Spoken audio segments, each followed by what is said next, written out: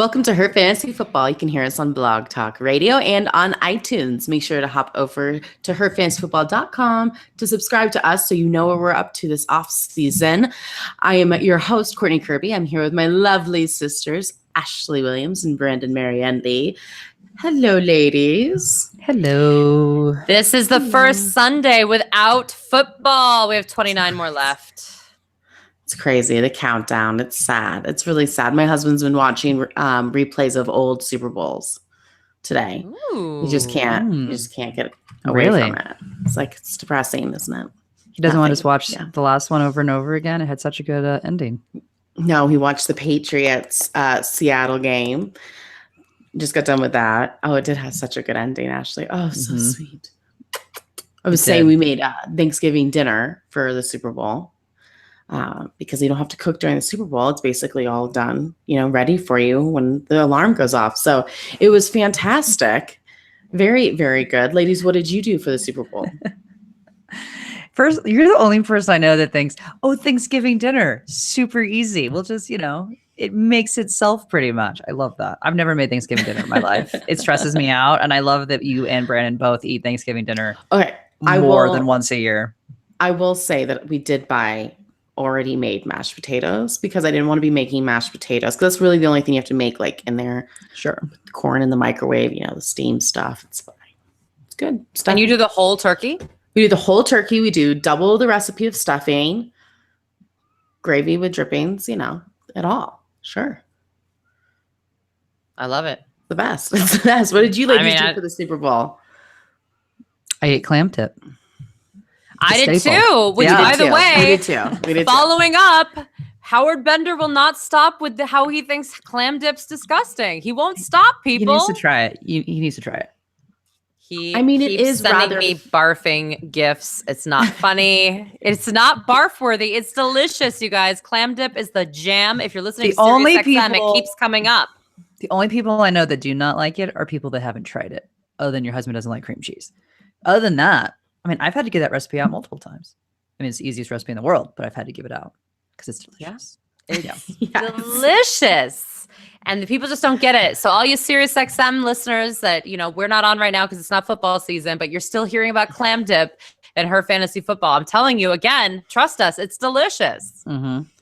I had a great day though. I watched the Waste Management Golf Tour right before the Super Bowl, and it wrapped up with I think we turned it over and Pink was already on the field, but she hadn't started. So by the time we turned up, it was perfect timing. I got to watch my golf, got to watch the Super Bowl. It ended how I wanted it to end. It was perfection. We'll get there. Mm-hmm.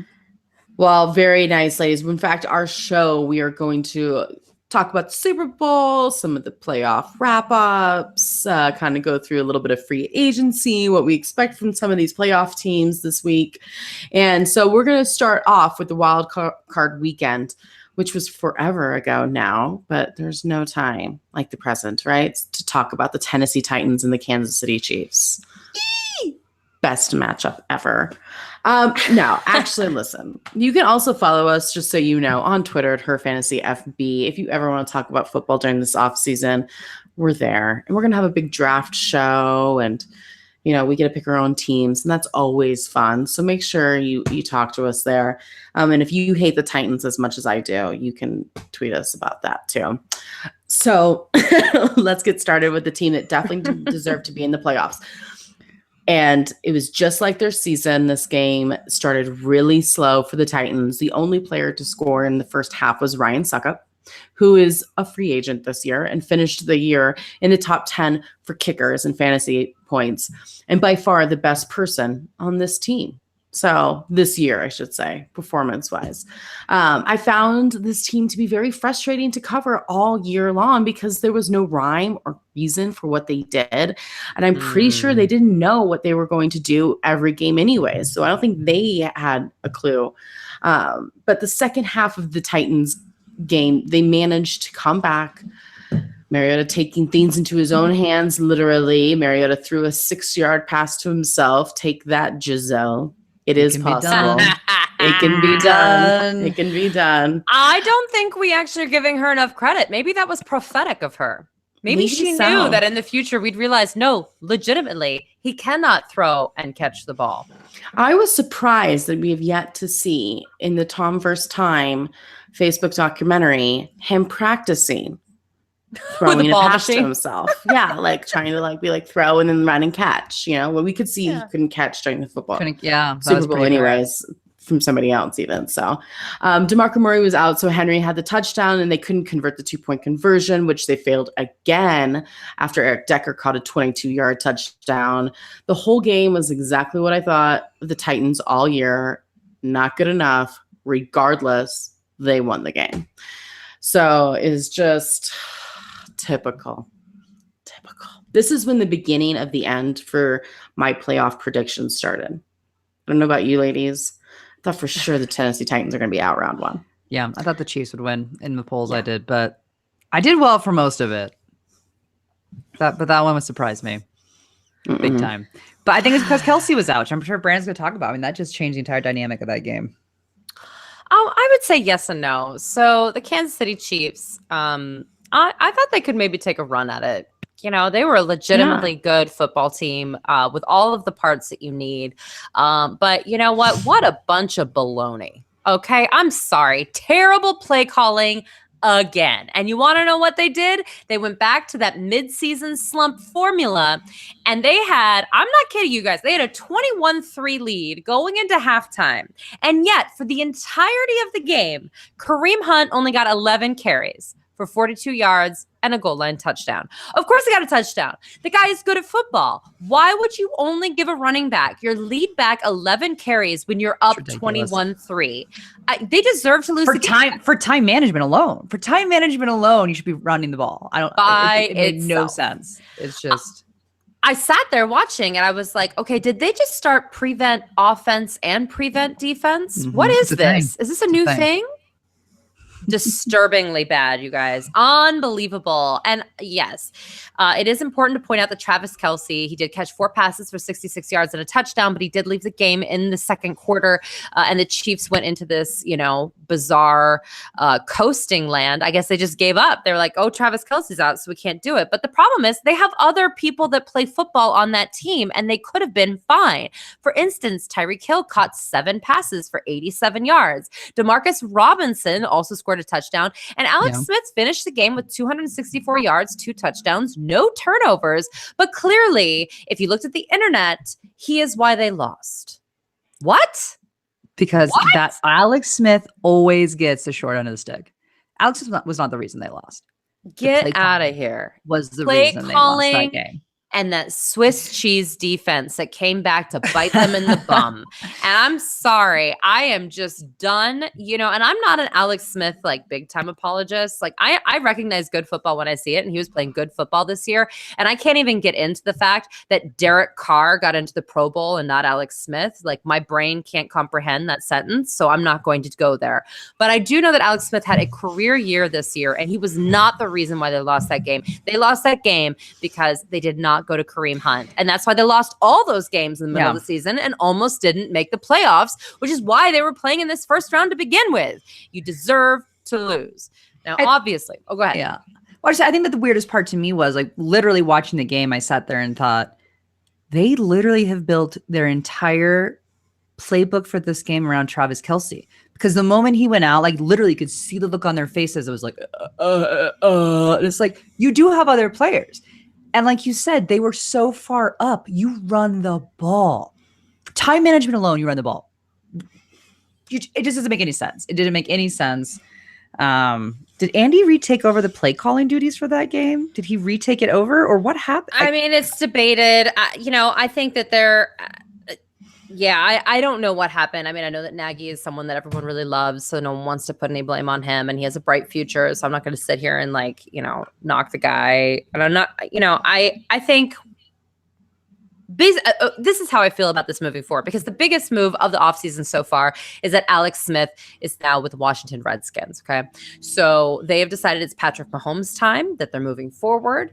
And they're going to keep Andy Reid there to nurture this young quarterback. So no matter what Andy Reid would have done in that playoff game, that was the plan all along, in my opinion. So that was how it all worked out. Whatever There Alex was Smith 10 years did, left in that contract, but they gave him 4 additional years for Alex Smith when they went over to Washington.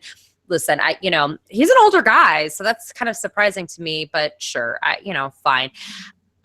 I'm going to say this. I think it was a complete implosion that I'm not going to even put blame on any specific coaching, but I do think that now everyone in that organization is on notice. That was unacceptable. I don't even know. I mean, all they had to do was hand off the ball, just run out the clock. That's all they had to do, and they won the game. It's unbelievable. None of the other free agents are fantasy relevant except for Albert Wilson, so I stand by my words. Perfect. All right. Yeah. And I'm going to continue talking because guess what, everybody? We are lucky enough again to have HelloFresh as our sponsor, which is really exciting because we're all kind of groupies of it because it is delicious. If you want $30 off your first week of HelloFresh, visit HelloFresh.com and enter the promo code HerFFB30. Now, we all here love HelloFresh. It's super convenient. The selection is phenomenal. There are flexible plans, simple yet notable recipes that your whole family can enjoy. And in my case, that family is me and my hubby. For Courtney, that is her hubby and her 2 kids. There's literally a plan for everyone. There are 3 plans that you can choose from. There's a classic, the veggie, and the family. Everything is chef curated. Now, my favorite part is that it takes away the need to meal plan, make grocery lists, grocery shop. And you get to try new things, which is fun, and become a better cook. The classic plan has a variety of meat, fish, seasonal produce. The veggie plans feature plant-based proteins, grains, and also seasonal produce. The family meals are made with everyone in mind. Now, you choose a delivery date that works best for you. You can pause it in the weeks when you don't need it. And when you're out of town, I know that Ashley travels a lot, so sometimes she has to pause it. And that's great because then you can just start it right up again. Everything's pre-measured. It's super handy little meal kits delivered right to your door. So who doesn't love that? I especially love the one-pot meals. I talked about the delicious shrimp lo mein that I had last week when we were the last show when we were talking about HelloFresh. But tonight I'm going to get off the horn and I'm going to do the Southwestern stuffed peppers, which is one of my favorites. And here's the good thing. You can actually like recipes and attribute a rating to them and then have them happen again as you have HelloFresh over and over again, which is something that I do. So we always, when it's available, get the Southwest stuffed peppers. It's made with beef. So if you're vegetarian, that doesn't work. But it is yummy. Ashley, what's one of your favorites? Oof. We had a really yummy chicken sausage ravioli 2 weeks ago. That was delicious. Really, really good. We actually had some mushu pork tacos, which I was surprised. My husband hates mushrooms, and a lot of the ingredient is diced up mushrooms, and he loved it. And I was like, wow, all right. I was holding my breath, and I'm like, ooh, I don't think we realized this was so heavy mushroom based, but he loved it. It's good. We do also the buttered up steak. We love that one a lot. Yeah, I actually don't like mushrooms either, and that's one of my favorite recipes that they have is the mushu pork tacos. The mushu pork, it's really good. Yeah, even if you don't like mushrooms, try it. What about you, Courtney? I just made the tortilla soup one pot thing, Brandon, you were just talking about. And it was amazing. I'm trying to cut back on my meat. So I got the veggie plan for the family and it's great. I was able to put in some shredded turkey from the leftover Thanksgiving right into it for the kids. And it came with it was amazing. It was really good. Everybody enjoyed it. And there was plenty left over too. Yeah. So that's just it. The portions are big. Yeah. Portions are big. Yeah, so it's really yummy. So again, guys, really, we all actually eat it, so we're not lying to you. It's delicious. And if you want $30 off your first week of HelloFresh, all you have to do is go to HelloFresh.com and enter HerFFB30. Again, HerFFB30, $30 off. You'll be happy you did. Yay. Yeah. Now, something I was not happy about was the Atlanta Falcons, the Los Angeles Rams game. Aha, but Ashley called it. I did call it. Yeah, I did. Ashley actually had a good postseason. She called a lot of this stuff. I did call a lot of it. Actually, and I called the Eagles winning too. It's because Ashley has no soul. So she picks all the teams that are soulless. Yeah, that's the key, Courtney. That is the key to good picks, is having no soul and bringing no emotion into it. Good job. I will say I did get burned a couple times. So I generally take the better quarterback. This was our debate: is Matt Ryan actually a better quarterback than Jared Goff at the moment? That was the biggest debate that we had. I would say in no. household. And I don't think this game told us anything. But it gave me experience. I went off experience to say, you know what? That's right. There's something about experience, having been here before, and this is what gave me the edge for Matt Ryan, which is why I chose the Falcons. And they pulled it out. But I'll let you continue. Well, I don't want to talk too much because I actually have both of these teams. So I'm going to try to condense this a little bit here. Here's the deal. The Atlanta Falcons move forward with their mediocrity, and that's what they do. Okay? Like nothing was exceptionally impressive about them. Listen, Matt Ryan, 218 yards and a touchdown. Yawn. Devontae Freeman carried the ball 18 times with 66 yards and a touchdown with 1 catch for 3 yards. That's fine. That's good. Tevin Coleman, 14 carries for 40 yards, 3 catches for 28 yards. I'm bringing him up because in the next game, he actually did better than Devontae Freeman. Cooper is just like, you guys, I mean, if you're in a dynasty format and someone believes in Austin Hooper, you should trade him away immediately. I have seen nothing that tells me that this is going to get better. 3 catches for 15 yards here. I'm just so bored even talking about this. I will say, though, that our favorite flex play of the year, Mohamed Sanu, balled out again, 4 passes for 75 yards. Again, flex, baby. I didn't say he was your number 1 or number 2 or even number 3 wide receiver, but your flex, he's perfection. And then so you have to be careful with Mohamed Sanu. When you mean 4 passes, you mean he caught 4 passes, not threw 4 passes. True, because it could be that talented. That's right. Yes. So true, Courtney. I need to double be very threat. clear because we all know Mohamed Sanu has a perfect passer rating in the NFL. Still one of my favorite fun facts. Gosh, he should probably get a Jimmy Garoppolo worth deal. Yeah, he probably could make $139 million. Julio Jones caught 9 passes for 94 yards and a touchdown, which was great. It was nice to see him in the end zone. So that's the good news. Guys, here's my problem with Julio Jones. He's a fantastic athlete, and we're supposed to be talking about this from a fantasy perspective. We kept seeing it in the playoffs. It is true, but he will continue to be frustrating as long as Matt Ryan's there, as long as he's an Atlanta Falcon, and that is not ending anytime soon. So you either are along for the ride or you're not. But it's pretty clear what's happening. So everything was consistent. And again, Matt Bryant, 4 field goals. Can I get a what? Quickly about the Los Angeles Rams is that really they actually didn't mess up. If you watch the game, it was all special teams. And poor Pharaoh Cooper had 2 turnovers that just were unbelievable. Now here's the thing. Pharaoh Cooper was in the Pro Bowl as a special teamer. He was amazing all year, and special teams was one of the things they were the best at. Literally, you guys, the Los Angeles Rams, a great special teams team. So it was like they couldn't get into their game plan because they kept losing the ball. I mean, it just wasn't possible. Playoffs are a different beast. And that's where the experience came in, and you were totally right, Ashley, because that just and then it was just they couldn't catch up. And no one really had like a bad game, but no one was fantastic. Jared Goff threw for 259 yards and a touchdown. It was Cooper Kupp who scored that touchdown. Again, my favorite 14th round pick, 8 passes for 69 yards. I think that he is going to be a big player next year. I am worried about his ADP, so I'm not going to say whether or not you should draft him yet because now the cat's out of the bag. Fantasy football was on this early, but now everybody knows. I do think he's the possession receiver moving forward, although Robert Woods might be your ADP hero because, again, that guy caught 9 catches for 142 yards. Yep. However, a couple things happen. I want to say Todd Gurley's amazing. There's nothing else to talk about. He was amazing this game too, over 100 yards, whatever. Even on 14 carries. Give me a break. But I will say this. Tyler Higbee dropped a touchdown that could have maybe won the game. The tight end situations there is dubious from a fantasy perspective. I still think Gerald Everett is going to be the guy moving forward, and I think the Tyler Higbee drop may have just solidified it. Sammy Watkins had 1 catch in this particular game. He is possibly a free agent next year. Now, I am under the impression, and so are other people, that they're going to franchise tag him, which why not? They don't really lose anything with that. But I still don't think that his role is going to improve to the point where you're going to want him. And I think he may be one of the more overdrafted people based off of his draft stock and what people thought of him when he was a Bill. So I'm just putting up some warning flags now. Well, we'll see. Who knows where ADP is going to follow? I still don't know if it's worth it. Well, he didn't do much this year for it to be too high. I don't think so. We'll see. Well, let's talk about those Bills, the Buffalo Bills, the Jacksonville Jaguars, Ashley.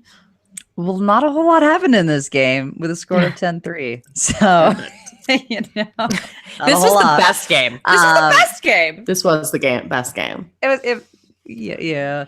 LaShawn McCoy had the best game, rushing 19 times for 75 yards, and then also team high 6 catches for 44 yards.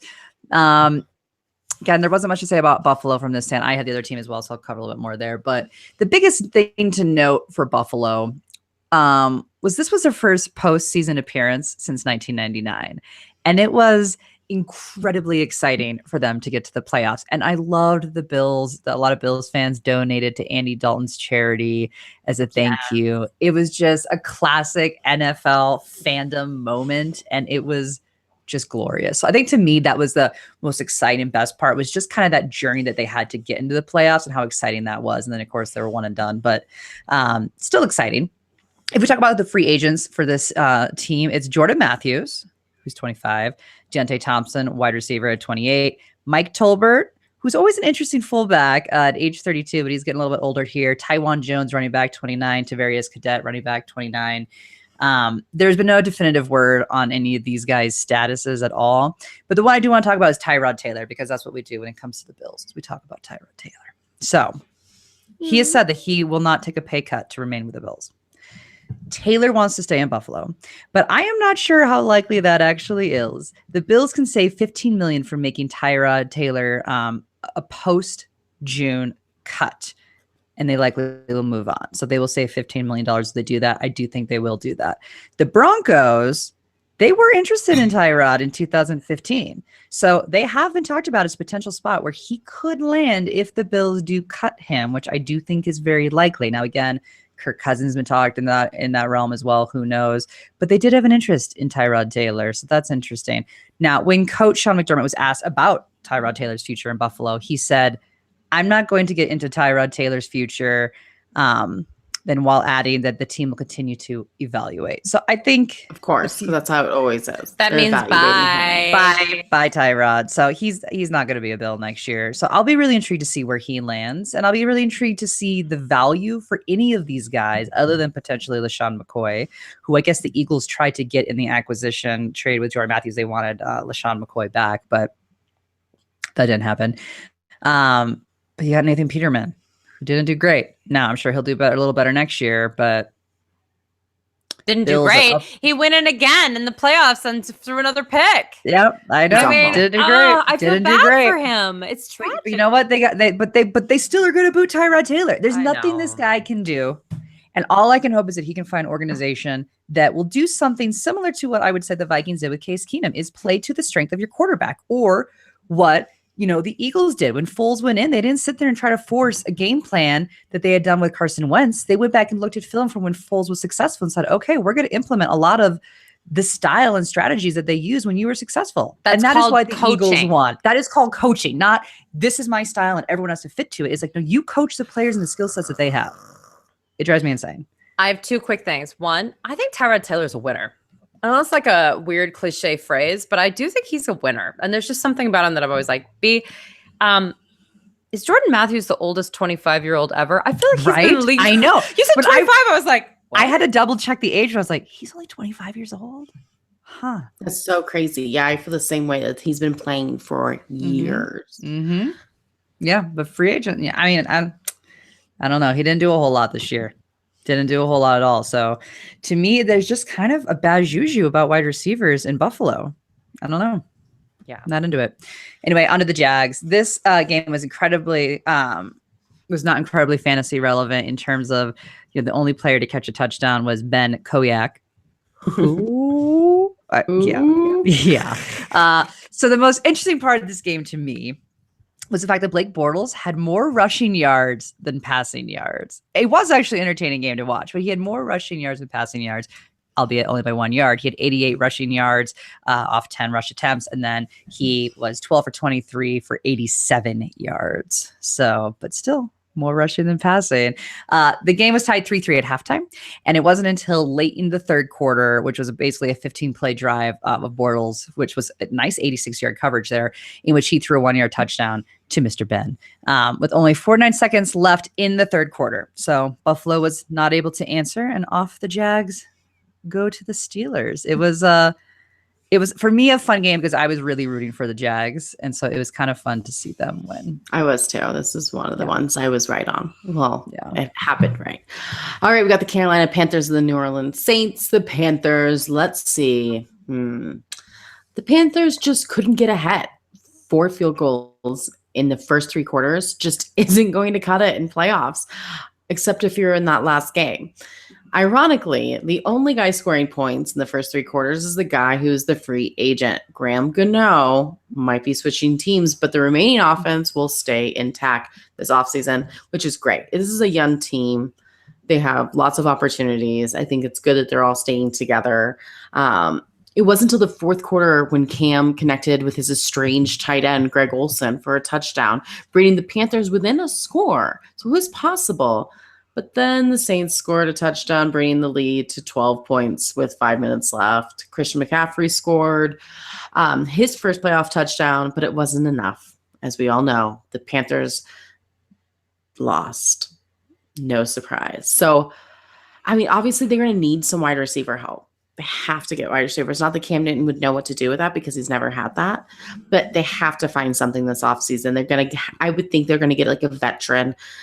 I think Randall Cobb's available, Mike Wallace. I mean, these aren't like huge players anymore. Jordan Matthews. Yes. I know, right? He's up there. He is. That's so funny. He just seems like one of those guys who's almost 30. It's so crazy. But they need somebody that's kind of a veteran to like help that receiving core because these young guys just are not cutting it. So obviously the biggest deal for the Panthers is the fact that the team is going to be sold, seeing how the owner is under investigation for inappropriate conduct against several female employees. So changes now are he's coming. relinquishing. He's selling the team. So who knows? Right. That's what I'm saying. They're selling. Is it going to be P. Diddy? I hope it's P. Diddy. It won't be the Diddy. It's got to be Diddy. Amazing. It won't be Diddy. He wants it. It's got to be Diddy or Jay-Z. Because Jay-Z said something about it too.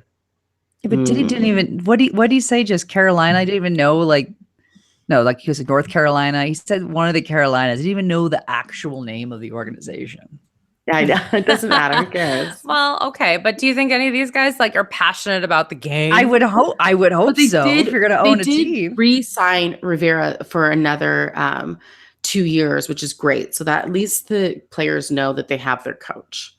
And they should. He's fantastic. Right. He's fantastic. But at least they know that, somebody's not going to come in and bring in all of their people or anything like that. Like they have that. So that's good. All right, Ashley, how about the Saints? Well, obviously the Saints won, which I don't know you ladies. I thought they were going to win. So I had marked them down for winning this one. It was a good game. Breeze passed 376 yards and 2 touchdowns. It was, again, a close game, 31-26.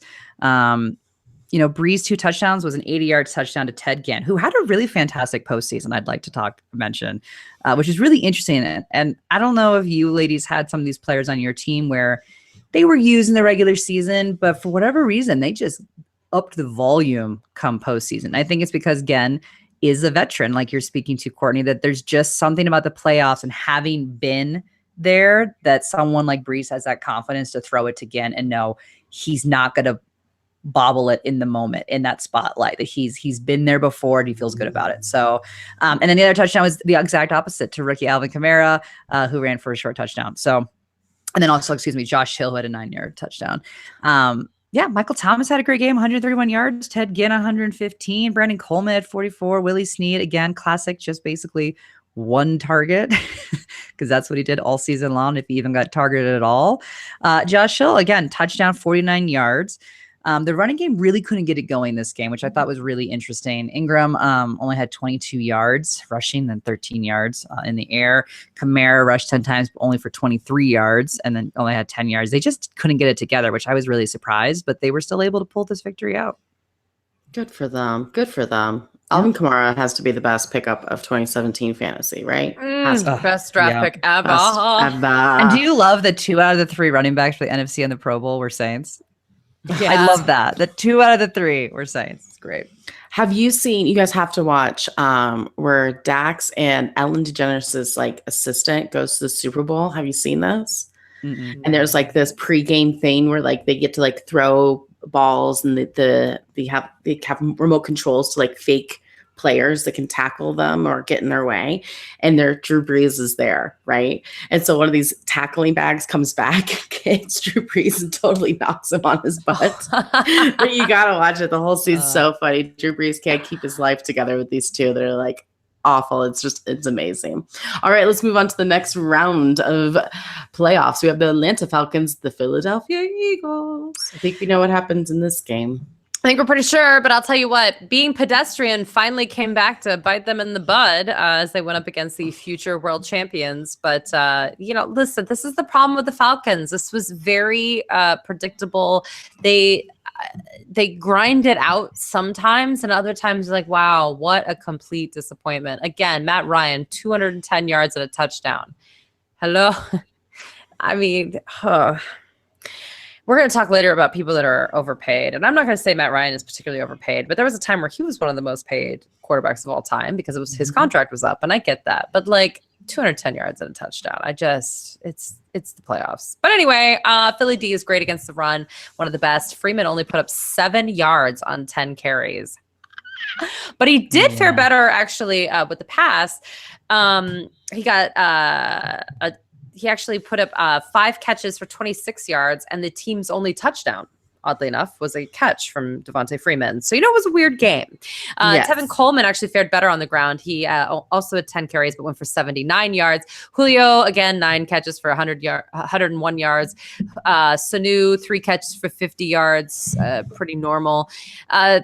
Listen, the Eagles, really good. So there you go.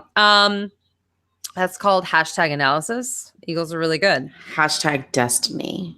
Hashtag destiny is right. And so as far as the free agency for this particular team going forward, a lot of people think that, or at least did think that they were going to trade away Tevin Coleman. And now it's looking like they're very set on having both of these backs all the time, which isn't necessarily a bad thing because I think Tevin Coleman will continue to be a value. And I actually think Devontae Freeman's value is going to go down a little bit for ADP. They actually might be both good plays for fantasy purposes next year because they will still be together. But don't go out in Dynasty and trade for him thinking he's going to be the lead back somewhere else. I don't think that's necessarily going to happen.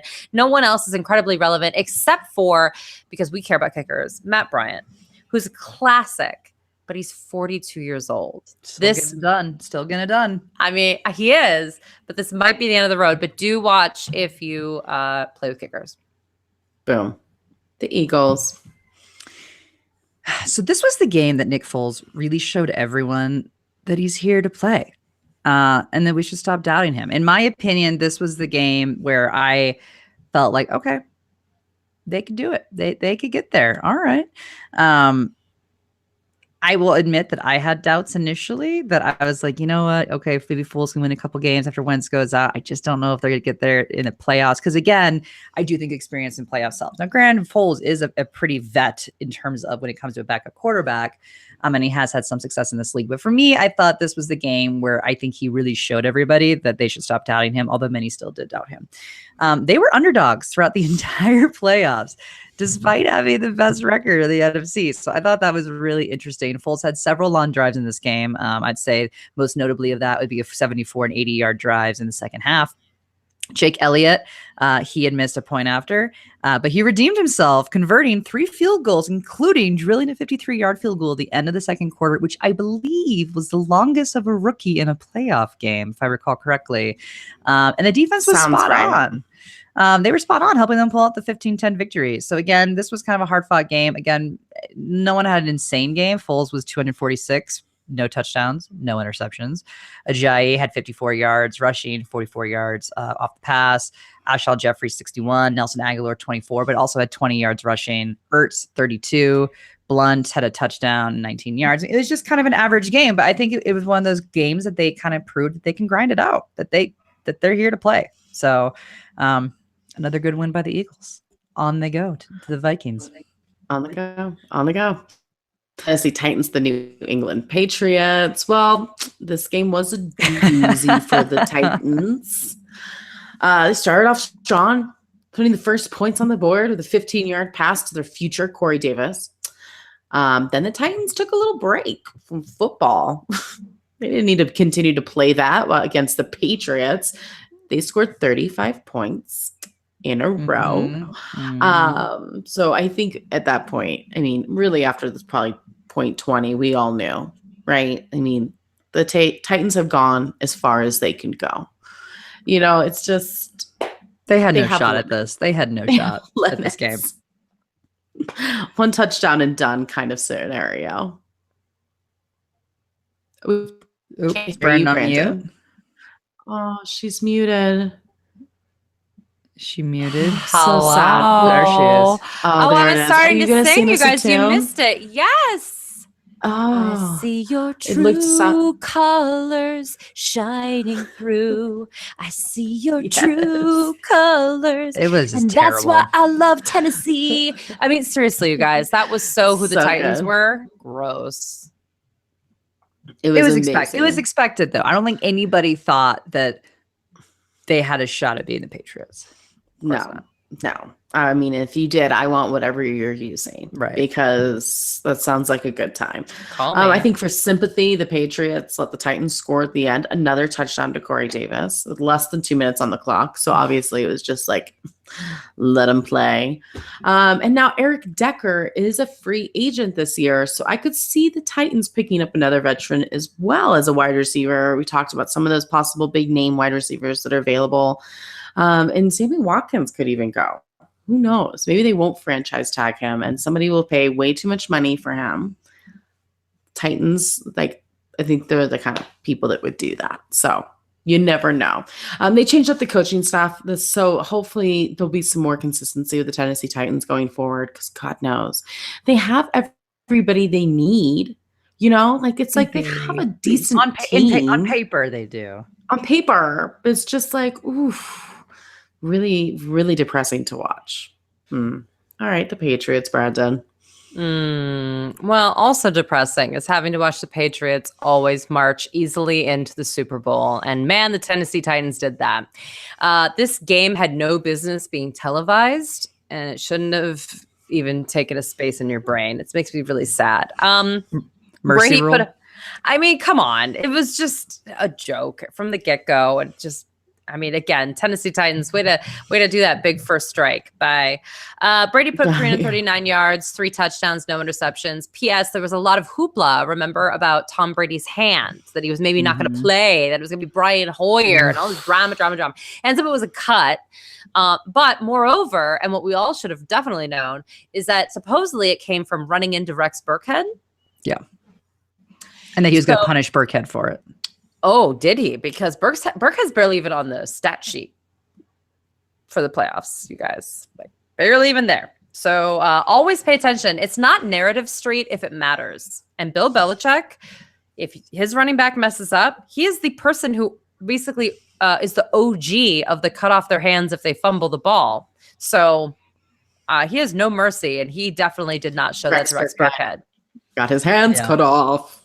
Boom. Deion Lewis, however, carried the ball 15 times for 62 yards, caught 9 passes for 79 yards. What's interesting is if you guys remember her fantasy football show, we talked about this. I kept saying he's actually very good at catching passes on a percentage basis. And I was surprised they didn't use him more like that. And they did use him like that in the playoffs. But again, it doesn't really matter because all touchdowns go to James White in the postseason. No one knows why. The guy isn't there all season. Don't draft James White again saying, oh, but this time's different. No, he just comes out in the postseason. I don't have any answers to why, but that is the truth. 4 carries, 11 yards, and a touchdown. The Patriots have stages of football throughout the year of what they're going to do. And White that's when he's useful. And they plan they assume they're going to be in the postseason. They assume they're going to be when you play against Titans. Yeah, and you're welcome. It worked out. Also, another guy who only shows up in playoffs, Danny Amendola.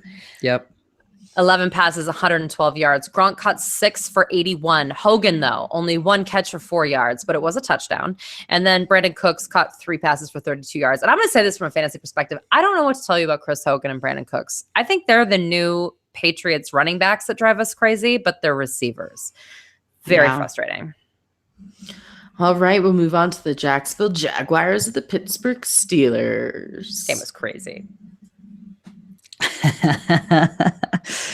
The Jags were like, they were my team throughout the playoffs that I was really, really rooting for. I should let that be known, at least from the AFC perspective. The game was certainly better than the matchup they had earlier in the year, in which the Jags beat the Steelers by 3 touchdowns, which I think people thought was just kind of a shock. They're like, that won't happen again. There's no way that could happen again. I predicted the Jags would beat the Steelers, which earlier before the pro season, I was like, I think the Steelers could actually get to the Super Bowl. And then I was like, you know what? The Jags, I don't know. I think I got this. And I like to point out the Jags won this game. This was definitely a game in which the Steelers, it wasn't like they dropped the ball. The Jags won this game. Ben Roethlisberger had an amazing game. He threw for 469 yards in this game. He's had a franchise record passing for 5 touchdowns. The Jags defense was solid as ever. Ben was intercepted once, and they did force a fumble, which was returned for a touchdown. But the Jags defense have been good all year long. This is what was to be expected. And the surrounding players were great. Antonio Brown showed up. He had 7 catches for 132 yards and 2 touchdowns. Le'Veon Bell had 155 yards total offense and 2 scores. It wasn't like their players didn't show up and play. They did. They got not beat. on defense. Not on defense, but this offense showed up and they got beat. At the end of the day, that's what it was. And running was the name of the game. Leonard Fournette dominated the running game with 109 yards, 3 touchdowns. TJ Yeldon also played a significant role. He rushed 5 times for 20 yards and a touchdown and caught 3 catches for 57 yards. It was a running kind of game, good clock management. Blake Bortles was 14 of 26 for 214 yards and a touchdown. And then again, he continued his rushing prowess for 35 yards. The receivers really didn't do much in this game. Lee caught 28 yards. Westbrook had only 8 yards. Keelan Cole, 45. Allen Hurns, 12. So there wasn't a whole lot going on from a receiver standpoint, but this was, again, a really solid rush defense, what we were expecting, how Jags have got here in the first place. They played Jag ball and they won. So off they go to the Patriots. Yep. Jag ball. I like that. Well, Jag ball. Right. Jag ball. Who knew? I mean, that's what we want to see. It's a thing. Defense lost this game. Period. End stop. If you let the Jacksonville Jaguars score 45 points on you, you deserve to lose, and there is no other option for you. Sorry, that's how life works. End of discussion. I will say this, though, that, of course, that means that Todd Haley needed to get fired. So offensive coordinator Todd Haley was fired. Now he is going to be the offensive coordinator for the Cleveland Browns. This is not about the Cleveland Browns, but I am going to say this real quick. I believe that actually the Cleveland Browns will have more fantasy relevance because of Todd Haley being there. I agree. I like Todd Haley. I do too. And I don't think they're going to win a lot of games. So I think Hugh Jackson will still get fired. And then this is what Todd Haley's going to do. Give me the keys. Give me the keys. I think Todd Haley is the next. It could be a good move for him. I do too. I think this is actually intriguing. Same division, also intriguing. But moving on to what happened. The people that balled out. Okay, Le'Veon Bell, good at football. Antonio Brown, good at football. Ben Roethlisberger, when impassioned, is good at football. I'll say this, though. Vance McDonald, surprisingly, 10 catches for 112 yards. Martavis Bryant only caught 2 catches, but they went for 78 yards and 1 for a touchdown. Eli Rogers caught 5 passes for 42 yards. Unfortunately, Juju Smith-Schuster only caught 3 passes for 5 yards, but at least one of those passes. But they didn't even need him. Everybody else is balling out. They didn't need it. There was so much offense in this game. It was bananas. Le'Veon Bell is obviously the largest free agent story ever. And before the game, he came out and said that if they franchise tag him again, that he's going to sit out the season, that he would consider that for sure. I don't think they're going to do that. I think they are going to pay him. I just think it's absurd. There's just, and I understand he has some like marijuana issues and whatnot, but I just think this is absurd. Ben Roethlisberger is not a free agent, but they are looking at refiguring his contract. I will say that poor Eli Rogers, actually tore his ACL in the final drive of the game, and he's a restricted free agent. It's the worst possible timing. This year was his last year of his rookie contract. I don't think they really need him there, but I do think he's an interesting guy who could get picked up elsewhere. And I do think that he would be an interesting ad for very, very cheap on a dynasty league if you're doing some moving and shaking right now. Chris Boswell is also a free agent. He's a really good kicker, and he's only 26. I do think that they will try to keep him.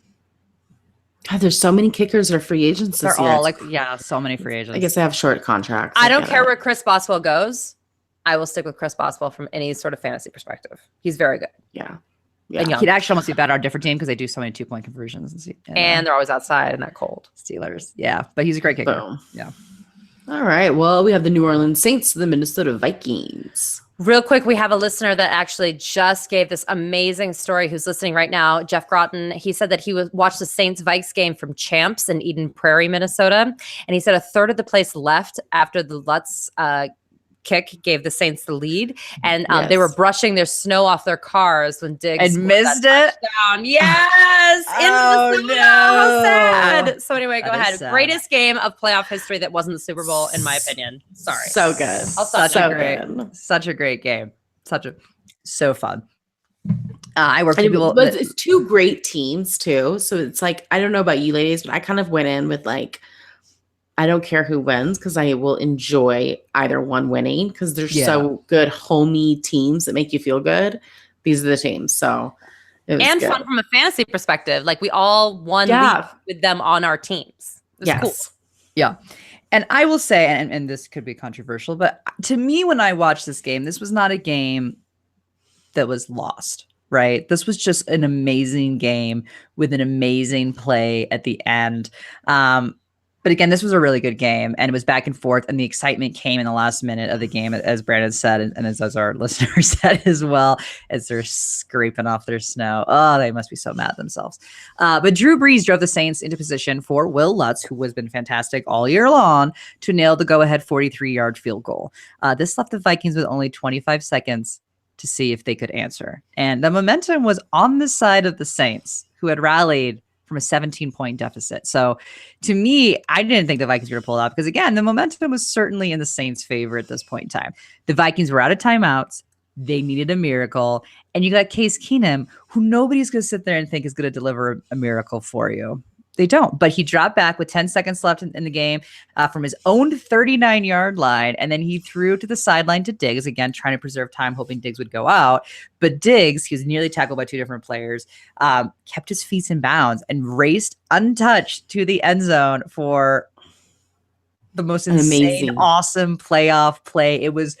I felt the energy here in Colorado, and I have a lot of friends and we're people in Minnesota, and I was just like losing it. Like they have to be out of their mind right now. It was just, I mean, it was amazing, miracle accomplished. It kind of gave you that feel. I felt like the Eagles, for me, the Jags, and the Vikings just had that vibe about them where you're just like, something is just like in the air for these teams, you know? And it was just that feeling was still that they were destined to do well. It was just awesome. But in terms of for the Saints, you know, again, they had a good game. Breeze, 294 yards, 3 touchdowns. He had 2 interceptions, but again, still decent. Kamara, 43 yards, 62 yards in the air and a touchdown. Thomas had 85 yards and 2 touchdowns. Ginn had 72 yards. Ingram, 25 yards, so he didn't have the best game. I mean, they all had good games. And I want to say Josh Hill had 3 catches for 54 yards. So that brings me to the free agents for this team, because again, we're talking about free agents once the team gets booted. So we all know Drew Brees is a free agent. Age 39. No one really expects that Drew Brees is going to leave, I don't think. I mean, I think everyone's going to think he's going to sign about a 2-year deal. Brees says he has no intention to test the free agency market. And then he wants to resign with the Saints before the start of the year. And this is a quote from him. "I'm not in the mood to make anything secretive. It's the same way I felt 2 days ago. It's the same way I felt 12 years ago. That this is that I'll be here as long as they'll have me, hopefully." So he cannot be franchise tagged, I will say. But I think they're going to work out a deal. And I think the main goal will be, again, just some guaranteed money for him. And, you know, they should work out a deal for him. It's great. The only other free agents on this team is John Kuhn, fullback, 35, who's also another really intriguing fullback that seems to just kind of bounce from team to team and seems to help out in random moments. And then a lot of defensive players. So Kobe Fleener, Tolbert, they're both so old. Might lose them. Like, those are the guys that I know they've been like over at the goal line every time. Yeah. What will we do? They've been mainstays, you know? Yeah. But seriously, Kobe Fleener is highly, highly unlikely Kobe Fleener is going to return to the Saints on his current deal. And why would they? Because Josh Hill has been clearly better, and he played a really big role in the playoffs. So I think that all but sealed the deal there that's over with. And then I want to give obviously the shout out to Alvin Kamara, who was named 2017 Rookie of the Year for offense. And then Rookie of the Year. And then Marshawn Lattimore, 2017 Defensive Rookie of the Year, who had a fantastic season as well. This was just an awesome team who got beat on a miracle play. And it was a great game. And it was really fun to watch. So I do want to say one thing, though. I actually figured out that I thought the Philadelphia Eagles were going to win when Tom Brady won the MVP. Have you noticed over the last few years when the quarterback runs the MVP, they never win the Super Bowl. They don't win the Super Bowl. Yep. Mm-hmm. No one's ever won the Super Bowl who's won the MVP of the year. Literally none? Uh-huh. No. Wow. So they should just continue to give Tom Brady MVP. Yes. Yeah. Every year. And if Alabama wins, then the Patriots don't win in the Super Bowl. And that happened too. So it's all that both coaches have never won in the same year. So that is interesting. It was destiny for the Patriots not to win. Have we ever seen them in the same room? Oh yeah, they're friends. Okay, well, yeah. No, he's like the Belichick of college football. I know Nick Saban. Yeah, no, I was just kidding. I was making a joke, but I was let's take this a step further. Dun dun dun. We should have some Law and Order music. Don't seriously when we talk about the Patriots. Yeah. Anyway, sorry, the Vikings. Yeah. Again, I already covered the entire game, and obviously, the Vikings move on, and it was a great game. So perfect. Yeah. All right, we'll move on to the championship round with the Jacksonville Jaguars, the New England Patriots. Oh, they were so close. This is the write-up where Patriot fans may feel like I'm being unfair. And that's fair because I'm usually unfair when it comes to Patriots games. So I'm sorry. But I have the Jags and they play the Patriots. So we're going to talk about the Jags here first. The Jags led the game early, 2010, which again is not actually uncommon in recent years when it comes to Patriots in the playoffs in terms of teams taking a little bit of a lead on the Patriots. Not uncommon. They usually come back. They're never worried about it. But again, early in the fourth quarter, the score was 2010. But they couldn't maintain their lead throughout the whole game. The defending champions ultimately won, and they lost the Patriots. So there was naturally some controversies, I would say, in this game, in which pretty much no penalties were called on the Patriots because apparently the Patriots commit absolutely no penalties ever at any point in time. The refs blew a fumble down on the Jags early that they had run back for a touchdown. Cooks benefited from a pretty ridiculous pass interference call from A.J. Bowie. The usual sway in Patriot games. But at the end of the day, the Pats pulled it out with strong performances from, as Brian mentioned, Mr. Playoffs, James White and Amendola. Bortles did, he held his own in this game, and he threw some pretty dead-on passes, which I was actually surprised. Some really nice passes down the sideline. They just couldn't pull it out. Ultimately, at the end of the day, they just couldn't do it. But I do feel like they should have won this game. Personally, I don't know what you ladies felt, but that's what I felt when I saw this. So when it comes to the free agents on this team, the free agents are Chad Henne, interesting quarterback situation we have in this team, Marquise Lee, and Allen Robinson. So you've got two pretty big wide receivers here on this team that are in free agency. There's been a lot of talk about Blake Bortles this season and in the offseason, and this is no different. So I'm talking a little about the contract here because this is important. Bortles' fifth-year option is only guaranteed for injury. So Jacksonville could move on from him without any hits to their cap in theory. Like literally has zero cap impact if they were to move on from Blake Bortles. But Bortles has surgery on his right wrist after the season ended. He has been battling this wrist injury since 2016. So this isn't exactly like some magical injury that just popped up at the end of the season. But he did have the surgery, which means, we got that injury clause in that contract right there on their hands, which essentially locks the Jags to have to continue with Bortles and essentially commit to him as their quarterback. In order for the Jags to have options, Bortles will have to pass a physical before March 14th, which is highly unlikely having just had surgery on his wrist. If he doesn't pass the physical, then Bortles is due $19 million. Good, he earned it. He did. He did. I agree. He did earn it. But it's interesting because, again, there's been all this chatter and all this talk and people talking about Kirk Cousins should go to, the Bills, or Eli Manning should go is a huge one they've been saying. Sorry, to the Jags, because obviously Tom Coughlin. And I kind of took offense to that. I'm like, you know what? Blake Bortles just took you to the AFC Championship game. Is he the best quarterback in football? No. No one's going to argue that Blake Bortles is the best quarterback in football. But I don't think he gave you any reason to necessarily move on from him this year. He did have the surgery. They have said commit and say that Bortles is their guy. But again, who knows when that chatter is going to start. But they've kind of been forced to say Bortles is their guy because of this injury clause in the 5th year that essentially they know he's not going to pass that physical. So it is what it is. So that's a pretty big one. The Jags could release Allen Hurns this offseason. If they released Hurns, they would free up $7 million in cap space. Hurns had missed 11 games due to injury in the last 2 seasons. But with that said, he actually played a lot once he returned in the playoffs, with D.D. Westbrook taking a bit of a back seat, which I found really interesting. Now, this could have really just been an audition reel for other teams. So I think they'll probably move on from Allen Hurns, but he's an interesting play. So keep an eye on him, because when he does play, he's actually pretty decent. He's pretty good. So I'm okay with that. And then it's also not expected that the Jags will re-sign Marquise Lee. They will more than likely opt to sign Allen Robinson over Lee. They aren't going to probably sign both. And Chris Ivory is also expected to be released. It seems pretty clear midseason that there was a shift to TJ Yeldon. And they also have Grant in the mix, obviously, to back up Leonard Fournette. So they're not going to have a need for Chris Ivory. So he will also more than likely be gone. Big switch up in the Jacksonville Jaguars, which is good. Good. I think it's what they need because they have their key players. I think it's good to like switch out those supporting cast members. Yeah. All right, Brandon, what about the Patriots? I hope Marquise Lee goes to the Chicago Bears. I mean, I need a wide receiver. Like him, huh? Judgy.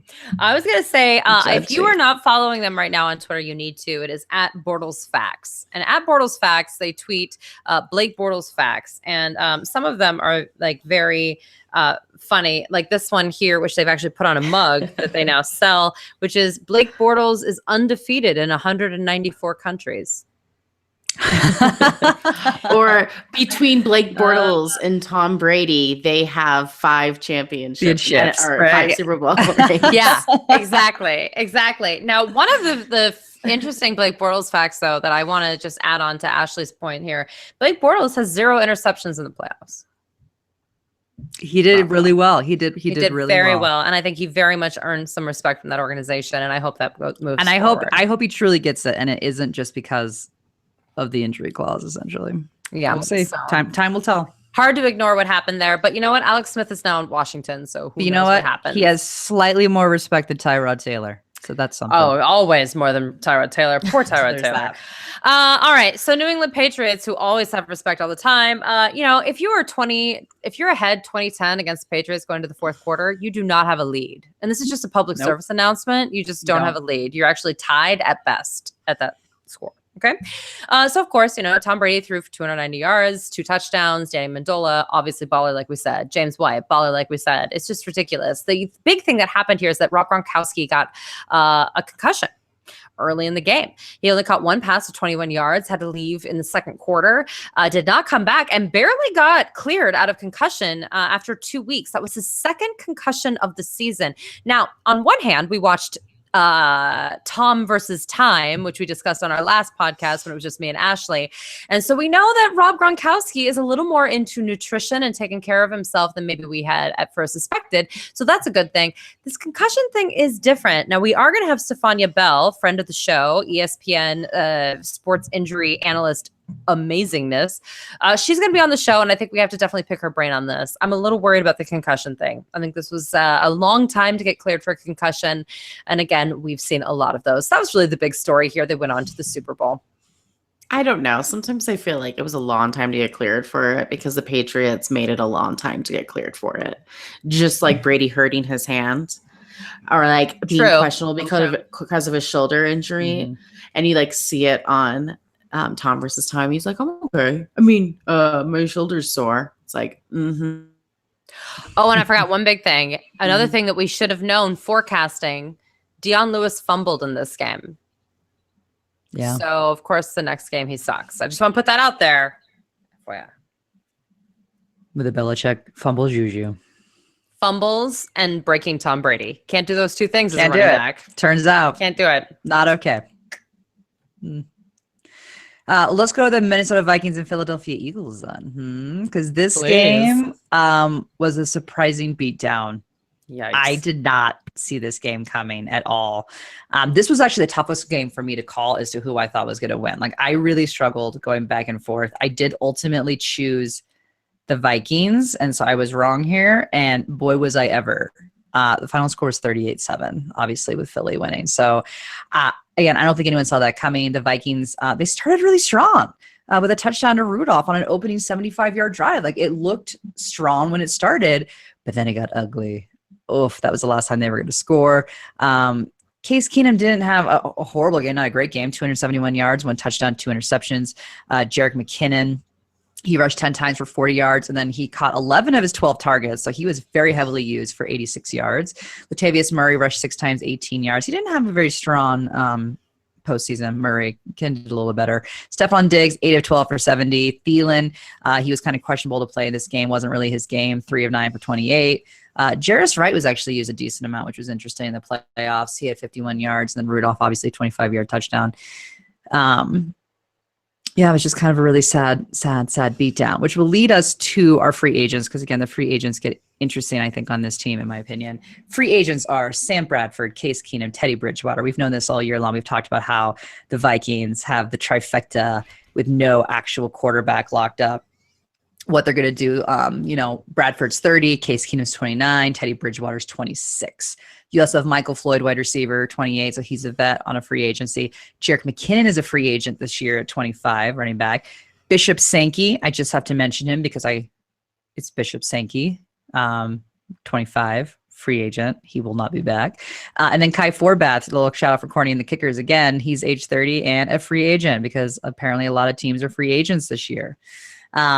So the Vikings have difficult and huge decisions to make at quarterback. Obviously, first and foremost, being as all 3 of the current quarterbacks are headed to free agency. Now, Bridgewater says that he sees himself as a starter in the league in 2018, which is interesting because being as he's only attempted 2 passes since 2015. And I do feel bad because I love Teddy Bridgewater. I hope he does well, but that's just really, it's interesting to me. Now, in an interesting news for Bridgewater situation, Vikings GM Rick Spielman admitted that there remains uncertainty whether Teddy Bridgewater's contract will toll for 2018, which would reject him for free agency this year. Now, for those that do not understand what that really means, well, in the CBA, it states that a player in the final year of his deal will have his contract toll another year if he spends the first 6 games of the year on PUP. Bridgewater spent the first 6 games of the year on the PUP. So Vikings GM Spielman said right now he's technically ready to become a free agent, but with the tolling, it's not a Vikings decision. It's an NFL and player union issue that they will have to decide on. So the best case scenario for the Vikings is that Bridgewater's contract does toll because then he's not actually a free agent. So Spielman is sitting there putting that out there as if he is not, it's not up to him, but I know naturally that's kind of the ideal situation for them. No real word has been given on Sam Bradford, but some think that he could land in either Arizona or Buffalo. And as for Case Keenum, it's complicated. According to Case Keenum, the Vikings have given no indication whether they will be interested in re-signing him. Coach Mike Zimmer at the end of the year press conference would not commit to re-signing Case Keenum. When asked if Keenum deserved to be the team starter next year, all Zimmer could muster was, "We're going to work through the process." So there's been some chatter about whether the Vikings will franchise. Is a 0% chance that Case Keenum's a starter. They wouldn't even commit to him for this season, no matter what he did. I know it's so insane. But here's the funny part: is there's chatter about the Vikings franchise tagging Keenum. This is a bit hard for me to imagine, but I could see them. He'd get paid a lot with that. To a short-term deal for a year or two. The question is whether he wants only a 2-year-long deal. I don't think so at his age, being as he's almost 30. I don't know. I think whatever happens, he should be due for at least a hefty pay increase. The guy doesn't get paid much. So it's going to be really interesting to see how this plays out. Now, Jerick McKinnon has said he preferred to be the featured back, and which I would think would make his return to Minnesota not likely, as we have Cook, who will be back next year, Dalvin Cook. According to Roto-World, possible landing spots for Jerick McKinnon could be the Bucks, Jets, Raiders, Lions, or the Giants. So, I mean, McKinnon did well. I get it, but Dalvin Cook's their future. I get, McKinnon's also fairly young, but Cook does not have a timeline to resume football activities, but in good news, he has been jogging. If we look at that on the grander scale, right, it seems that he's on track to return for the 2018 season. Probably won't be ready by OTAs. There's a chance to be ready by training camp. He should be good for the season opener. On to Philly. As we know, again, the Eagles got burned on the opening drive, but that really didn't happen again, and that was it. And then it was pretty much just an offensive clinic put on by the Eagles in this game against a very, very tough Vikings defense. And Foles really shined, I will say. This was, I think for me, this solidified the moment when I said, okay, the Eagles are winning the Super Bowl. They are going to beat the Patriots. So again, Foles 3 touchdowns, 352 yards. Jeffrey 85 yards, 2 touchdowns. Ajayi, not a great game. 73 yards rushing, 26 yards in the air. Blunt, 21 yards and a touchdown. I mean, Ertz 93 yards. I mean, they just were really putting on an offensive clinic against a very good team. And, the Eagles defense was also stellar. They did their part. Defensive end Chris Long forced a fumble from Keenum as he was trying to throw to Thielen, and Patrick Robinson picked it up and ran for a 50-yard touchdown. I mean, it was just a landslide. And to me, it gave probably them the confidence they could beat the Patriots. And I think, and certainly it was when I put in my vote that they were going to take it all. It was very smart. I just, so hard for me to be optimistic. Against Patriots? Yeah, I just, and listen, if you're a Patriots fan out there, we don't hate the Patriots. It's just that, it's like, if you're not a Patriots fan, you're like, could we get some variety up in here? Yeah. Like, I mean, it's kind of like, here they are again. But you know what? From a fantasy perspective, there were some very interesting things that happened. We are on to the Super Bowl, which obviously was the Eagles versus the Patriots. They were in Minnesota, which was, odd because there was a weird Philly, Minnesota strife after that game that was a blowout, where the Eagles fans were not very nice to the Minnesota Vikings fans. And Minnesota Vikings, like, they're from Minnesota. They're all about being Minnesota nice. It's kind of their jam. And then the Eagles are the opposite of that. They're known for being rowdy even when they're not winning. So when they're winning, they're like, ah! And I get it. They're like going out of their minds. Good for you. Good for you, Eagles. This particular game, the Patriots came out assuming they were going to win the game. It was very clear, actually, if you watch the warm-ups, like everything that was happening made me feel worse. They were just so confident, and they were just so composed, just like, yeah, we're going to win. And not in like the confident, I have a vision board, kind of way, but in the like, I'm going to get this job because my qualifications are off the chart. So this interview is just routine. We've all made that mistake. It's not routine. You still got to do the interview. And if you don't, then you're not going to get the job. And this job was being the world champions. So it didn't work out for them. Tom Brady had the most yardage of any quarterback in a Super Bowl ever. And one of the most passing yards out of any quarterback performance ever, period. Yeah. 505 yards, 3 touchdowns. But he lost a fumble, and that was key to the game. Or at least, it was something that we all think about. We also all think about him not catching that pass. And we touched on it earlier in this show. I kind of feel bad that that's what he's going to be known for, because that's not exactly a skill set he needs to have. No. But since Nick Foles did it on the next series and it was a touchdown, it made him look worse. It really does. Tom Brady is sitting there at home just running through that over and over and over again. For sure. What made the least amount of sense, though, and this was the difference between, again, the Eagles had one of the best called games that I've seen in the National Football League. And you know what? Some of their risks didn't work out. And some people were like, see, he was calling a good game, and now he sucks. I disagree. I think it was amazing throughout. It's just that sometimes when you take risks, they don't all work out. But when you have your quarterback attempt to catch a pass, which, by the way, Nick Foles is much more qualified to do that because he used to be a basketball player. He has better hands in general. This is just a completely different thing for him. But you do it in the end zone. They had Tom Brady running in the middle of the field. And it wasn't a great pass, Nothing was great about the play. It was off the fingertips. It would have been a great catch for a receiver to be able to bring it. I mean, it wasn't like it, well, a receiver would have caught it, no problem. But for a quarterback, it needs to be on the numbers. You're right. Yeah. It was just ill-conceived, and I don't blame Tom Brady for that. So, I'm not a Tom Brady apologist at all, but I'm saying, like, to me, it's a little unfortunate that he really did everything he could to stop them. James White, again, rushing touchdown, the only rushing touchdown of the game, 7 carries for 45 yards. Deion Lewis was invisible, 9 carries for 39 yards. Obviously, they plan to also not run the ball a lot because the Philly D is very good against the run. These 3 wide receivers, though, went bananas because Tom Brady had over 500 passing yards. Danny Amendola, again, 152 yards on 8 catches. Chris Hogan, 6 catches for 128 yards and a touchdown. And then Rob Gronkowski caught 9 passes for 116 yards and 2 touchdowns. And of course, in the biggest game of Tom Brady's career, basically, Brandon Cooks had 1 catch for 23 yards. I don't know what to do with him again. You guys, from a fantasy perspective, I think one of the biggest stories that no one's talking about in the playoffs is Brandon Cooks' performance. It was incredibly up and down, and we cannot trust him as a number 1 wide receiver moving forward. You're going to feel good if you get him as a bargain in that game, you know. Yeah, absolutely. But you're gonna feel playoff games. Yeah, all of it though was up and down.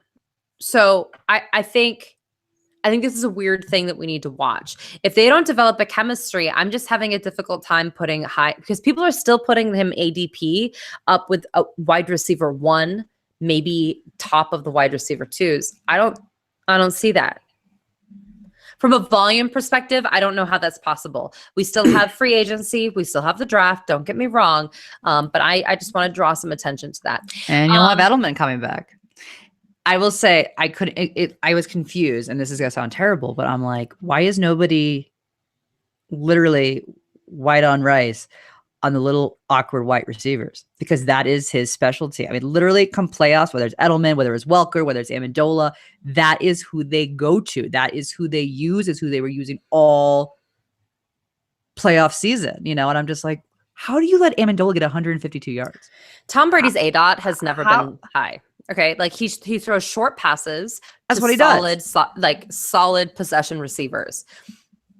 They all are kind of pretty boys that look the same over the last few years. So yeah, Amendola, Edelman, Welker, they're all kind of the same guy. But yeah, they're the number 1 receiver all the time on the team. But I don't know what to do with Brandon Cooks moving forward. And I don't know what to do with Chris Hogan because he doesn't quite fit that either. It's going to be very intriguing when Edelman comes back. This whole team is going to change. It changes every year for the Patriots. And that's why you have to keep your head on a swivel with these guys. And that's also why I don't invest in them from a dynasty perspective, except for Gronk. I do invest in Gronk. And I have, so that makes sense. I thought this was a really fun Super Bowl. We'll touch on this in a minute, except for the snooze fest of a halftime show, in my opinion. And I actually like Justin Timberlake, but I just thought it was boring. I was like, okay, where's Missy Elliott? That was my question. Like, bring on a guest or have something blow up or come out on a robot, like something, or jump off the top of the stadium like Lady Gaga. Do something that'll make me go, oh my gosh. But instead it was like, okay. Right. I thought it was okay. It was fine. I mean... Okay. Speaking of the Super Bowl, though, and speaking of free agency, because obviously it's the end of the season for both these teams, Bill Belichick decided to put his foot down on Malcolm Butler. And the guy who played in 97.8% of the defensive snaps, the highest out of all defensive players on the year, was not on the field. He was only on the field for special teams. Now, there was a rumor that he had stayed out late due to curfew, but he adamantly denies that, said that was not the case.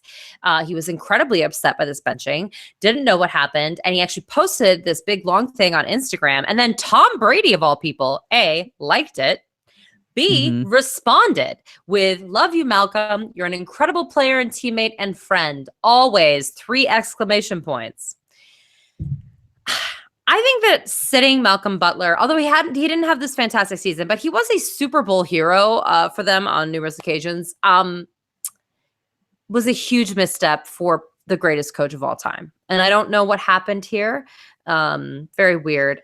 Also, it was odd. Yeah, because what I heard was that he didn't have he was injured coming into the game and then didn't have a good practice week. And so they said it was a football decision. That's what Belichick had always said. This was a football decision. This isn't him being punished or penalized or breaking anything. So I don't know where the curfew thing came from either, because I thought they made that pretty clear that no, this is a football decision. But I agree, when you've got somebody that has seemed to just been able to make something happen in big moments in the Super Bowl, I don't know how you don't play them, especially because their corners, while doing okay, weren't great. I mean, I'm sure they're sitting there thinking, okay, Butler, was injured, didn't participate in very well during the practice week. We need to stick with the guys that have been part of the game plan because, again, they are a system. This is a systematic team, and they didn't want to throw a random outlier into the mix, but to not play him at all, just in special teams, it was a very, very weird choice. Very weird choice. Well, but again, it's one thing to say, I'm going to have you share time with people. You didn't play him at all on defense, and he was in 97.8% of your defensive plays for the rest of the season. That doesn't make any sense. There is no justification here. He's going to walk in free agency. It is very weird, and it is something of note because they lost this game because their defense could not control Nick Foles. You could take that as you want. I take that as insane. And I think part of the problem was because they sat Malcolm Butler. At bare minimum, he's like a pillar in that defense, and he's a rock. He's there all the time, so people know where he's going to be on the field. There is a continuity issue there, and they just didn't address that. Dion Lewis is also going to be a free agent. Reportedly, he is not in talks with the Patriots for coming back. He had 896 rushing yards, 9 total touchdowns on the season. He's a very good player. I know he had that one fumble and wasn't visible in the playoffs or in the Super Bowl because of it, the fumble that he had in the championship game. Yeah. But I think he's a very interesting player if he goes somewhere else. He was very good, not only with running the ball, but again, with the pass, better than you think. So keep an eye on where Dion Lewis is going to end up. And also, Danny Amendola caught 26 passes for 348 yards, 2 touchdowns. He will be a free agent. I think he'll be back with the Pats because he doesn't do anything during the regular season. And he's so specific to the Patriots. I think they'll probably bring him back. I agree. Again, insane that there wasn't more coverage on him. Unbelievable. Insane. First of all, I want to start by talking about the Eagles. Excuse me. Congrats, obviously. Huge win. Great game. One of the most entertaining Super Bowls I've ever watched, certainly.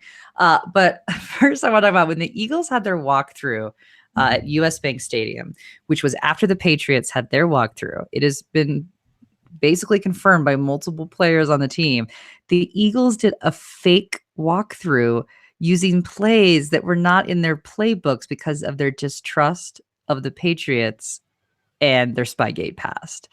I find this hilarious and incredibly smart at the same time. Where there's smoke, there's fire. Am I right, Eagles? Smart move. I love it. Who knows what would happen? But I love that they actually didn't even do their walkthrough because it wasn't worth risking it for them. That there was a chance someone would be recording it. Genius. I think it's so good. But they did have the Nick Foles play. So what they said is that the only play that they practiced, that they used, was the one with Nick Foles going into the end zone. And you have that someone was recording it and actually did a snap chat being like, "Oh yeah, bet that happens." And it was the exact play. And it did happen. So I mean, just amazing, just amazing. So in a game that many people did not give them a chance, the Eagles pulled out the victory with a score of 41-33. And Foles, who again, as I said, I admittedly doubted when Wentz got hurt, completed 28 of 43 passes for 373 yards, 3 touchdowns, 1 interception. And then, as we said, Foles also caught a second quarter touchdown from his tight end, Trey Burton, who actually also had used to play quarterback back in the day. So unlike Tom Brady, who dropped his catch, Foles did catch his, which I do think is unfair that we are sitting there ragging on Tom Brady. But it's just awesome. I think Foles is the only person to have thrown and caught for a touchdown in the Super Bowl. So again, yes, huge congrats to you, Foles. That is awesome. But this put the Eagles up by 10 before the half.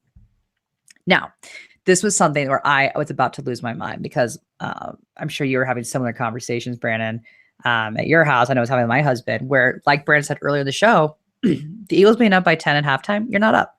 You're not up. You're tied. And so many teams, they let up. They go to prevent defense. They lose their clock management. I mean, they just do so many things that are wrong.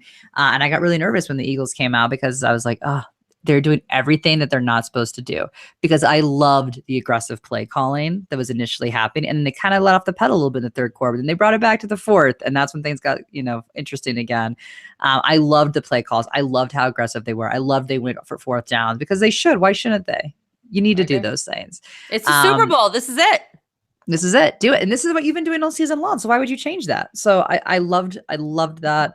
Foles had a nearly perfect game with the one interception that he threw, which was really not his Not his fault. fault. I mean, Alshon No. Jeffrey batted the ball up. It wasn't his fault either. He was trying to get it. I mean, but as a receiver, you're supposed to bat Yeah. the ball down if you can't get it. It's just the way he had his hand, it batted up. Jerron Harmon, caught inside the New England 5-yard line. But that was really the only flaw for him in the entire thing. LeGarrette Blount, as expected, in an ultimate revenge game, played a significant role with 14 carries for 90 yards. He did great. Corey Clement caught 4 passes for 100 yards and 1 touchdown. We loved him. We loved him. We thought he was going to have a good game. Aguilar, again, 84 yards. Jeffrey, 73 yards in the score. Zach Ertz, touchdown, 67 yards. Again, this was just such an offensive-packed game. It was amazing. Now, the game was not shy of its controversies, of course, with Corey Clement's catch for a touchdown. That one, I was like, okay, I can see, a little bit here and there. And then there was Zach Ertz touchdown, which I would like to say, I do not think there should be any controversy around this. I didn't think it was controversial. He was clearly a runner. Clearly a runner. He was clearly a runner. This is not the same as the Jesse James catch. It just wasn't. Period. End of discussion. There is not controversy here. So I'm really glad that call stayed, because if it hadn't stayed, I would have lost my mind. So anarchy. Seriously. This game, as we said, was a record-setting offensive shootout. And no, the Patriots did not lose the game. The Eagles just outright won it. In a discussion, they did. It was a great game. Again, fly Eagles fly. Congrats. Now, on to the free agents. Got some interesting ones. Darren Sproles, LeGarrette Blount, Trey Burton, and Caleb Sturgis are the free agents. There's others, but these are obviously the fantasy relevant ones of note. Now, Carson Wentz, we'll talk about him for a little bit second here. He is hopeful he'll be ready for week 1 after tearing his LCL and ACL, but it could very well come down to the wire on this one. It's a projected 9 to 12 month recovery timetable. So I think he'll be back by certainly, I think, week 1, but tough to say. I do not think it is likely that Blount will be an Eagle next year with just how many running backs they have on their roster. I'm just not sure they'll sign Blount. And Ian Rappaport reported that Darren Sproles is leaning towards returning, not necessarily the Eagles, but to the NFL for the 2018 season. But again, I think it's unlikely that he lands with the Eagles again because of how deep this running back, the depth is there. Corey Clement fills the role of Darren Sproles, and he's much younger than Sproles, who will be, Sproles will be 35, and he's returning from an ACL tear. So I just don't see a scenario where they bring back Sproles when you've got Clement, who just really did well at the end of the season. But Trey Burton, obviously the tight end who has come in either when Zach Ertz was hurt or playing kind of that secondary role, he's unlikely to return. And it should be, in my opinion, a guy that teams take a good long look at. Agreed. I think Trey Burton is really talented. And I think he just happens to be on a team with Zach Ertz. And I think he could go to a different team and be a top 10 tight end next year. So keep your eye on where he lands. Now, obviously, you need to make sure that where he lands is a tight end friendly team. But he's really talented. He's really talented. So I'm pretty happy My bold about prediction, him. I think Trey Burton and Jake Butt are top 10 tight ends next year. Interesting. Going with the Bronco. The Broncos love Jake Butt. They just couldn't get him off of the They do love injury. Jake Butt. But they knew that. They knew they were cashing in that first year when they drafted him so low. They still did. That's okay. But I think Trey Burton absolutely could be a top 10 tight end next year. I think there's something special about him. So agreed. Love Trey Burton. Well, we have a couple random things. We had one of our listeners here live bring up Reuben Foster. Yes, arrested again, domestic abuse suspected. Thank you, Bob. Bob Zelenka brought it up. We actually just said that before the show. It's not really fantasy relevant, but get it together, guys. Wow. I think we need to count him out. Jimmy Garoppolo is now the richest man ever. Our friend Mike over at the Fantasy Footballers said that he was paid handsomely, which oh my who gosh, can disagree with that? Ashley's raging. Raging. Ashley, go ahead and do a diatribe real quick. No, I'll let you finish and then I'll do it. No, go ahead. I'm done. I mean, it's just he's the guy. It is lunacy that he is the highest paid NFL player in history. Lunacy. It blows my mind, and I hope that the Niners get their comeuppance for it, because this is so ludicrous. It is so crazy to pay somebody who you have such little game footage on. Yes, he's come in, he's won. Yes, he improved your organization. Is he worth being paid the highest paid player in NFL history? No. There is no argument you can make to me that would justify that he should be the highest paid player in NFL history. Period. End of discussion. Oh, come on. No, absolutely not. Absolutely not. I mean, it is so insane. It's funny. I saw the notice hit my phone, and I don't know what my deal was. I spent the entire day just sending like random tweets to my husband being like, this is crazy. I can't believe this. Like every hour I would just like rage for no reason. I was so angry about the Jimmy Garoppolo contract. I couldn't believe it. Because what it also does is it's going to put the Kirk Cousins deal in crazy land, and it should. I mean, if he gets paid less than Jimmy Garoppolo, that is insane. I don't think it's going to happen. You think he's going to get paid less than Jimmy Garoppolo? I do. And you think that is justified? I didn't say that, but I think that someone's going to sign him to a shorter contract, and I think he's going to take a little less money to be on a really good team. I can't even with Jimmy Garoppolo. But I could be wrong. Listen, everyone else thinks he's going to make more money, so I'm alone on this. But yeah, so Kirk Cousins, we're always on the watch. Nothing has really developed since the last show we talked about it. The only other thing we're going to say is that this show, as everyone knows, we are all born and raised Broncos fans. We all live in Denver, or lived in Denver, at least for me. We're legit. And so we were 0% surprised with the Josh McDaniels snafu. Is that what we're going to call it? 0% surprised. And don't get at me and be like, it's been a long time. No, he is who he is. And I think that was made incredibly clear. Ashley, do you have any words of wisdom to add to that real quick before we get out on the show? Because I'm just saying, for us personally, we know again, this guy is why John Elway works for us now, because John Elway was so disgusted by what Josh McDaniels was doing to our organization. But by all means, Ashley, words. I'd love to hear it. I'm actually going to take a softer approach on this, which I think you'll be surprised with. Oh, that's surprising. I mean, I think, I guess I find it appalling of the Patriots organization to even put him in that situation, to sit there after he's accepted a deal and then come to him and say, this is what we're going to do. And there has to be some under the table handshake that you're going to be the coach when Belichick leaves, for the fact that they're going to let him in on personnel decisions. He basically is getting agreed to be shadowed. They're not disclosing the major increase to his salary. And I mean, even his agent said this is the biggest professional mistake of your career. Like, there is no way. Like, if they don't give Josh McDaniels the head coaching job, how could anyone ever offer Josh McDaniels a head coaching job after what he just did to the Colts? And I don't know if it was, and it was a reminder of what he did to the Broncos already. It was like it brought it all back up. It did. And it's like, was this intentional to sit there knowing you're stringing by the Patriot organization, I'm saying, where that McDaniels has already agreed to this with the Colts, and it's just the formality, what's happening here. And then for you and they're going to sit there and say, oh, we had the playoffs, we had stuff going on. No. You could have and should have locked this up, because what you just did is you just destroyed this man's career if you do not basically lock him in with the Patriots, is what you've done. And so now Josh McDaniels should have been smart enough to say, you should have done this earlier. I can't take this kind of hit. There's no way. Now, I'm sure for him, he's sitting there thinking, this is my dream job. I've been with the Patriots for so long. This is the organization that I've always, been a part of. This is what I want. I want to take over after Belichick. And I'm sure to him, he's like, I can't not take my dream job. But at the same time, what you just did to yourself professionally is unreal. To go back on your word like that, I can't even. And the fact that the Patriots organization, who allegedly have all this respect and care for him, would put him in that situation is just beyond me. Beyond me. I'm glad that you're a nice person. I think he's still an adult and he made a terrible decision. I think that's really what it is. I don't care what they offered him. He already had accepted a head coaching job, which also is a dream with another organization. And I guess I'll just say this. I feel like not only will no one ever hire him again other than this, but reportedly they did not offer him the head coaching job next. It could be that he's like, what, maybe I just want to do this. I'm going to collect my money. I'm going to live frugally and I'm just going to retire. I mean, I don't know what's going on, but I thought it was disgusting. Do you think, though, that this is a reflection of Andrew Luck's shoulder situation? I do.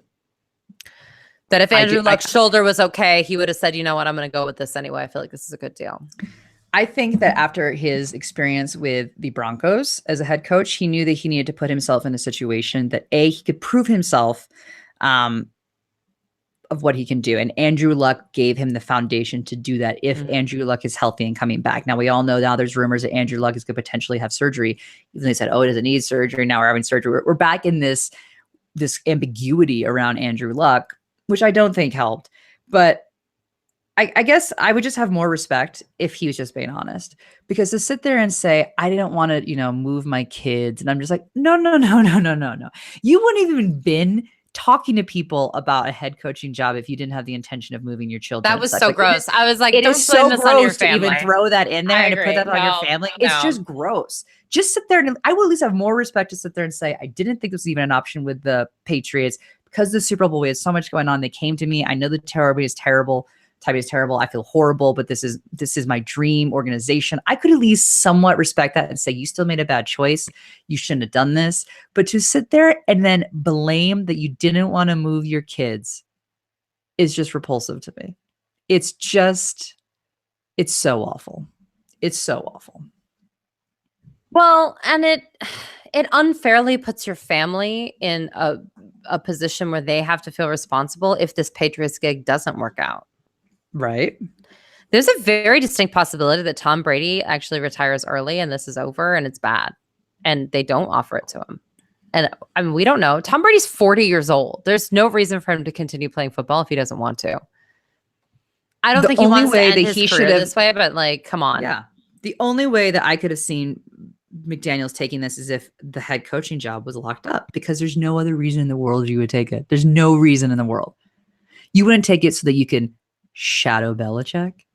What? Yeah, who turns down a head coaching job just to shadow? So there has to either be an under the table deal here that they just won't admit to, which is possible, or you should have been better off saying he will be our head coach when Belichick retires. Even if he becomes the head coaches never stay with the same team, and he will never ever get offered a job again. Never. Nor should he. I would never, ever offer anything to him. And I wouldn't have before this, but now it's like, I feel very vindicated in all my vindictive feelings. So there you go. All right, you guys. Well, we have to head on out of here. Thank you so much for joining us. It was really fun. Ashley, I love you. And we will be back next month. We have the Combine coming up, everybody. Yeah. Again, 24/7 for football. You can't get away from us. So from everyone here at Her Fantasy Football, thank you so much. Have a wonderful day and talk to you soon. Bye-bye. Bye.